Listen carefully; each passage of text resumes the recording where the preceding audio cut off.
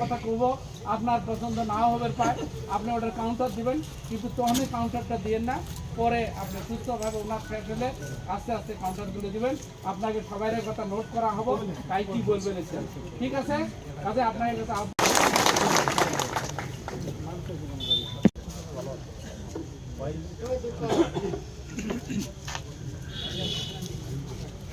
কাজে ধরেন মেঘালয়ে ওনার একটা বিরাট প্রভাব উনি বজায় রাখছে ধরেন কর্নাট সাংমার সাথে আমাদের যে যোগাযোগ যেসব যারা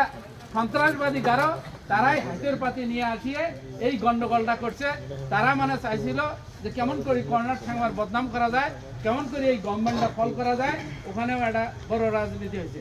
আর এনপিপি দলটা ভারতবর্ষের যেটা এনডিএ দল তার মানে এজিপি বিজেপি যে দলত আছে কর্নাট সাংমার দলটাও সেই দলত আছে আছে এক্স মিনিস্টার প্রাক্তন স্পিকার আবু তাহের ব্যাপারী আবু তাহের মন্ডল উনি আসবে চাইছে সালে মহেন্দ্র মোদের সালে উনি আসবে চাইছে আরও যারা নন ট্রাইবাল যারা এমএলএ মন্ত্রী আছে বা লিডার আছে আপনার কাছে আবেদন আপনারা সব কথাগুলোই চিন্তা করবেন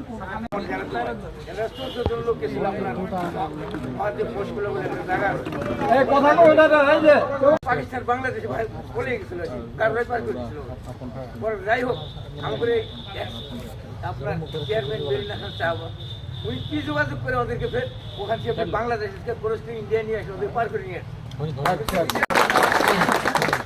করো আর মোবাইল নাম্বার গুলো দাও দিয়ে হোয়াটসঅ্যাপ করে দেওয়ার অ্যাড্রেসটা দাও কোন জায়গাটা আছো হ্যাঁ তারপরে ওইভাবে দিছে তারপরে কিছুক্ষণ পরে 2 গাড়ি পুলিশ যায় ওখানে নিয়ে ওই 100 জন মানুষ একটা মানুষও দেয় না আমিনুল ভাই কিন্তু আমাকে রুটিটা আমাকে মেঘালয় রুটি আমাকে মেঘালয় আজকে একটা বছরের মধ্যে ঈদ